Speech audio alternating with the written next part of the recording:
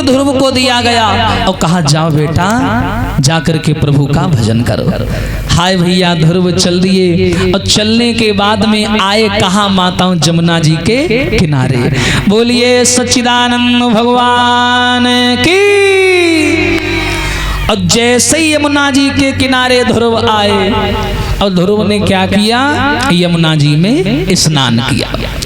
और स्नान करे के बाद में ध्रुव ने पहली समाधि लगाई 3 दिन की। कितने दिन की?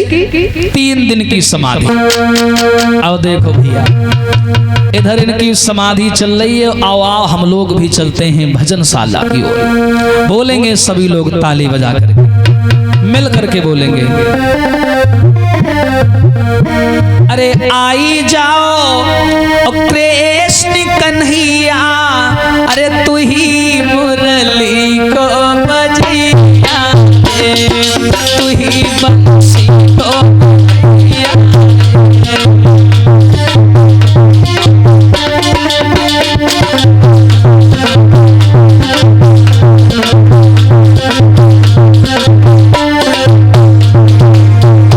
ताली बजाइए सभी लोग। ध्रुव पहुंच चुके हैं अपनी मंजिल के नजदीक। जय हो। अरे आई जाओ कृष्ण कन्हैया, तू ही तो मुरली को बजैया रे, तू ही बंसी को बजैया रे।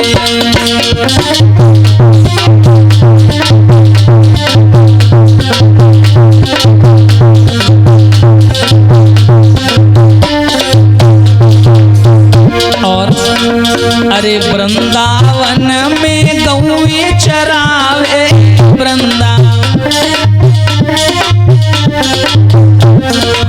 दहिया लूट लूट के खावे दहिया।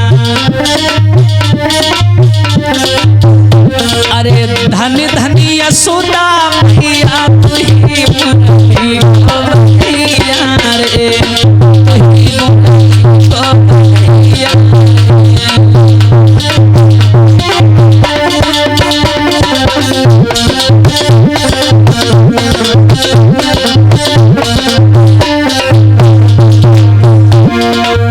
देवर्षि नारद ने चेला बनाया और बना करके देखो कैसे ध्रुव की नैया को पार लगाया है।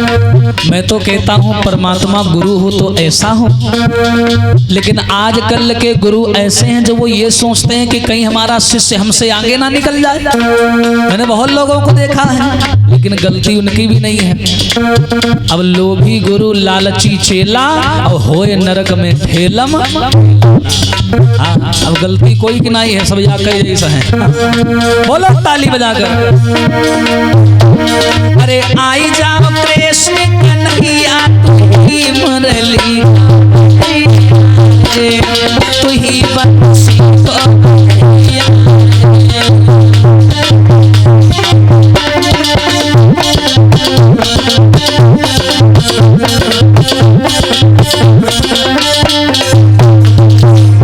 और अरे वृंदावन में संत बहुत हैं,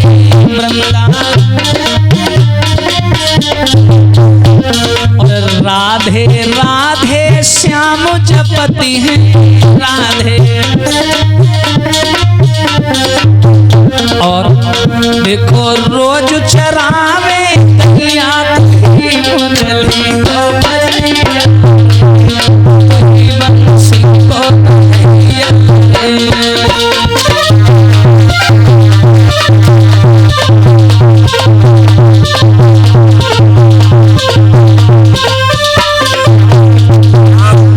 अरे आई जाओ कृष्ण कन्हैया, तो मुरली को बजिया, तू ही बंसी को बजिया।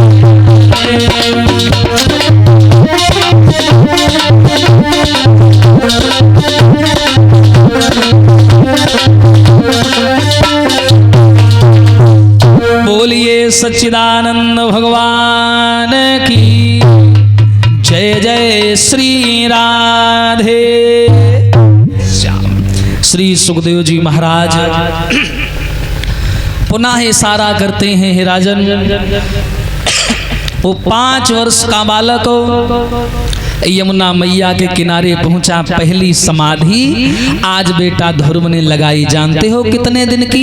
3 दिन की समाधि। दूसरे दिन समाधि की अवधि को बढ़ाया 7 दिन, 11 दिन, 15 दिन, 21 दिन, इसी प्रकार समय का कार्यकाल बढ़ाते गए। जब ध्रुव समाधि करते और जब समाधि खुलती माताओं, एक कैथ के पेड़ के नीचे बैठते थे। कैथ का फल गिरता था, ध्रुव फोड़ करके खाते थे, भूख मिटाते थे, यमुना का पानी पीते थे और फिर समाधि करने लगते थे। 5 साल का बालक, देखिए कैसे बुद्धि बदल गई उसकी। जब ऐसे चलता रहा तो नारद ने सोचा अगर ध्रुव को सहजता से भगवान मिल जाएंगे तो शायद ध्रुव तपस्या के बल को भूल जाएगा, भगवान के सम्मान को भूल जाएगा। इसीलिए परमात्मा किसी को सहजता से नहीं मिलता, बड़ी मेहनत करनी पड़ती है। अगर सहजता से सबको मिलने लग जाए तो भक्त भगवान ना बन जाए।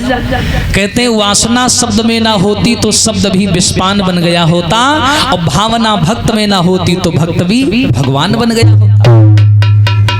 ध्रुव समाधि करते रहे। एक दिन नारद बाबा आए तो नारद बाबा ने कहा क्यों ध्रुव आंखें खोलो।